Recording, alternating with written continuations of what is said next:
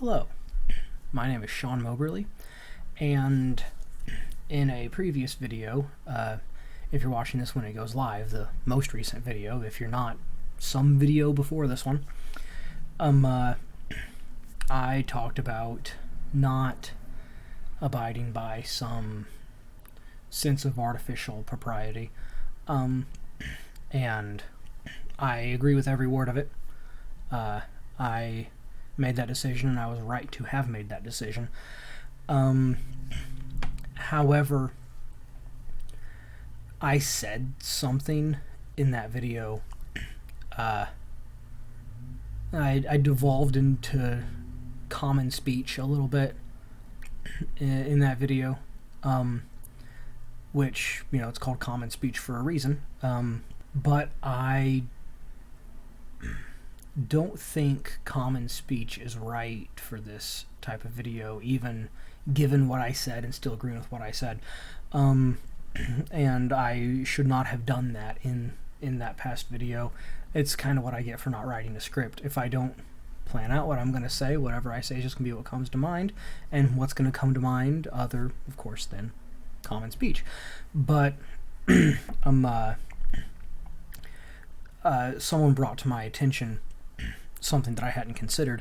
My mind was thinking this: I am speaking as a man to men, so I am addressing equals. And when it is just men addressing other men, the rules of polite company do not apply. And that's where my mind was going, and I still agree with that, but someone brought up something, and that is, given the nature of what my videos are, it's very likely my likely audience will include people who fit in the target audience, being men, but for whom some of the rules of polite company do apply. Like, for example, the people who I would say, the people who deserve higher respect, my betters, as it were. My pastor may watch these videos. My former pastor may watch these videos. Things like that. So, and they fit in the target category. So some of the rules of polite company do still apply. And I am not sure exactly where the line is to be drawn, honestly. As of right now, I'm not going to soften anything as far as content goes. As far as bluntness goes, I'm still going to be direct and to the point.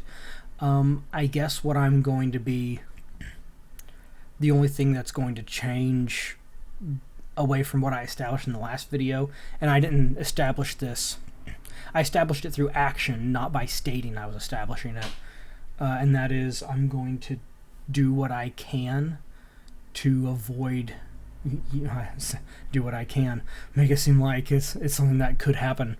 It could happen accidentally.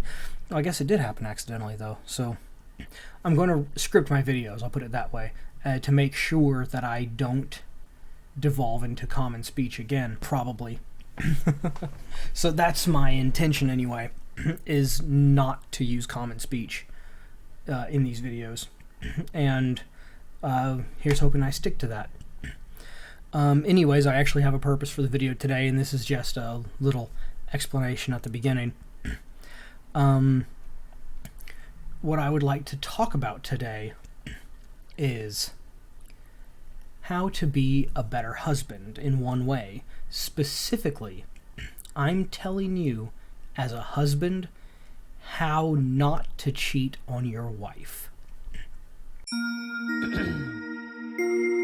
Sean Anigans.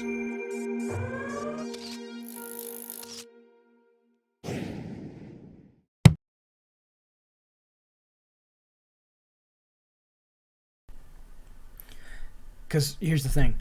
I know for a fact that I will never cheat on my wife, but that's not because I'm a better man than all the men who do. Actually, it's because I know that I am just as bad as them.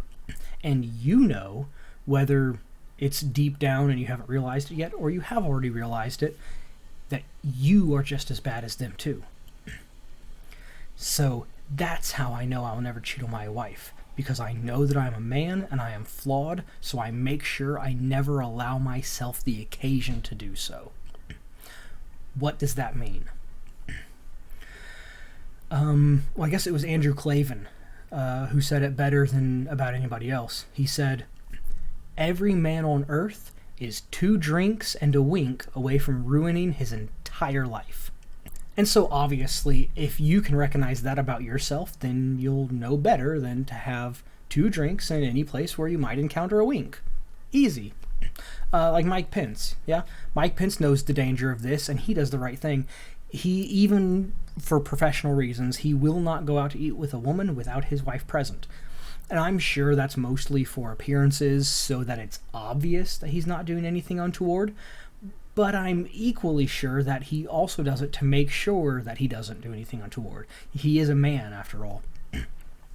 Basically, it's this. You can't trust yourself alone with any woman that isn't your wife, even if she's a trustworthy woman, because it's not the woman that I'm worried about, it's me.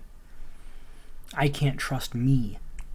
If you feel that you can trust yourself with a specific woman for whatever reason, she's just one of the guys, or we've been friends for so long, she is the one woman that you definitely cannot trust yourself around.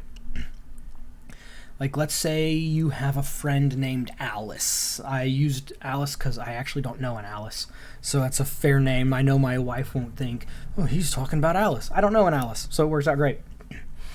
And so say you work with Alice, and she's really cool, and she's also interested in Lord of the Rings, and you guys like to talk about it, so you share your lunch break together to talk about nerdy things, and you guys become really good, close friends, and you always take lunch together. Maybe it's at the office, maybe it's in the break room, maybe one time you take your lunch break. It's hard to talk about stuff in the office break room. Everyone's going to be interrupting you. So maybe you got to meet up at a coffee shop, and that's all it is just you guys hanging out to talk about nerdy things.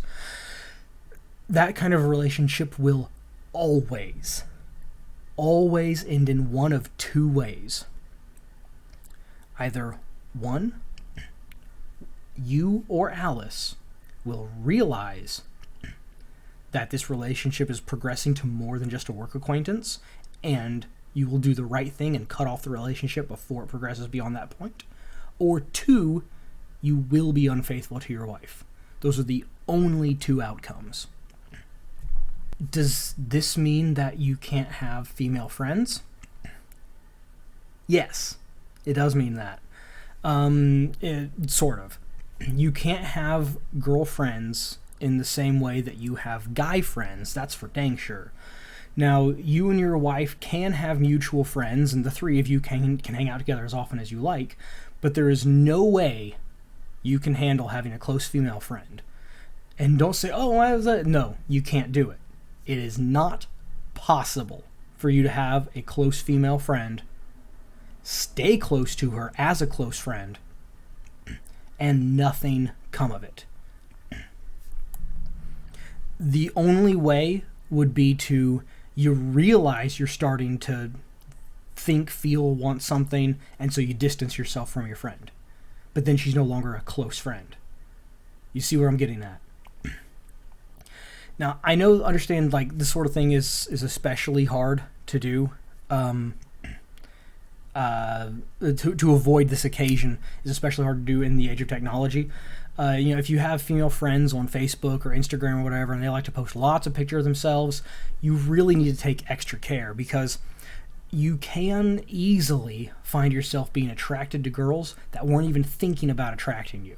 It's not like she's like, hey, I'm going to put up these pictures and all these guys are going to like me, and whether or not she's after attention of some sort or other, that's not what I'm talking about. I'm not talking about what the girls are doing or why they're doing it or whatever. I don't care. I'm talking about us, we men, or is what I'm talking about.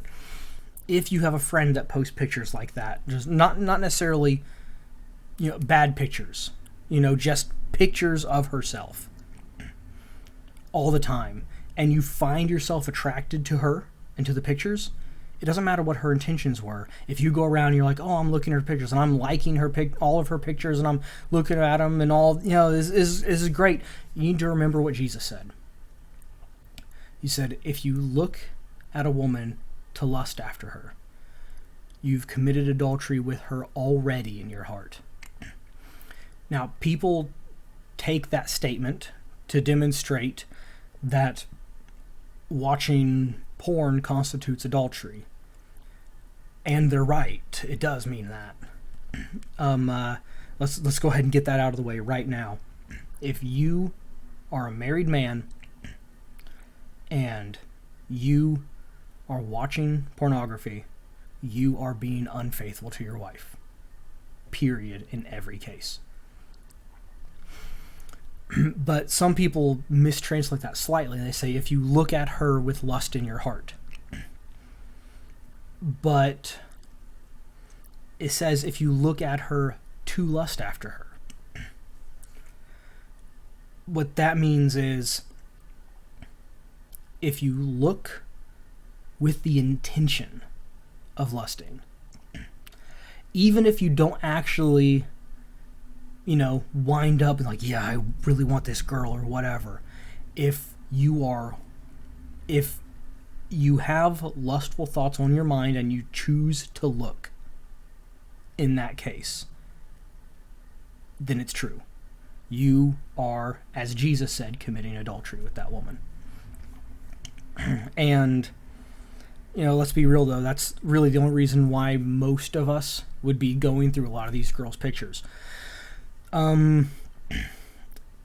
Many guys will use an excuse to justify this behavior, no, she's dressed. She's wearing full clothing. She's completely dressed. I'm not lusting after her. She's wearing clothes. That may fool your wife. It probably won't, but it might. But here's the thing. I'm not your wife. I'm a guy just like you. And I can tell you for an absolute fact that this, or even this are all just as physically appealing as this. The only thing you can possibly say about looking at the first few pictures is you could have been scrolling through your feed, see them, but if you pause on the last one, you've already stayed and looked way too long. And by the way, let me add a thing in here. That censored black bar picture, before you say, oh, Sean, you hypocrite, you were looking up these pictures yourself for your video and you did this. I didn't look up that picture. I never even saw the uncensored version of that picture. I didn't look it up. I didn't censor it. I never saw anything. My wife did that for me, so I wouldn't have to look at that to do it. Hey, actually, Brooke, come here for a second. Who found that picture? I did. Who censored the picture? I did. Okay. Did I ever see the uncensored version of the picture? No, not to my knowledge, anyway. No. Okay. So, see, there, I'm not being hypocritical and looking up stuff myself to prove a point. Like I said, I didn't put myself in a position where that would be. Thank you. I love you. Love you. So, the reason why I show this, of course, obviously, there is something to be said. There may be reasons why you might need to look at pictures of the first 4 girls for whatever reason, but unless you're like a police officer and it's like a person has illegal porn on their computer and you have to, as the investigator, you have to go through it, unless it's something way super fringe like that, there is no ever a reason to be looking at that last picture, and there may be reasons why you would for the others, but you can't say that looking at a girl with clothes on makes you immune to it, because that has nothing to do with it. You know that, I know that, we all know that it's not the state of dress that the girls are in. It's the state of mind that we are in. And you and I can be in the wrong state of mind for absolutely any girl wearing absolutely anything at absolutely any time. And even if you want to ignore what Jesus said, that's a bad idea, by the way, and you don't believe that just looking after them to lust after them is in and of itself infidelity, and you say, I will never ever physically cheat on my wife with these girls whose pictures I like every day, I actually believe you. But that's only because you'll likely never have the opportunity to do so, and I promise you that's the only reason. Is because you won't have the opportunity. If you did have the opportunity, you'd take it. Because this is the long and short of it. Whether it's you or me or the pastor of a church, that doesn't matter. If you are a man and you allow yourself the opportunity to cheat on your wife, I guarantee you will seize that opportunity. You may get by without doing so once or twice, but it will eventually happen. When given the occasion for infidelity, infidelity is the inevitable end. There are some things that could be said to or about the women involved, but that's not what I'm talking about.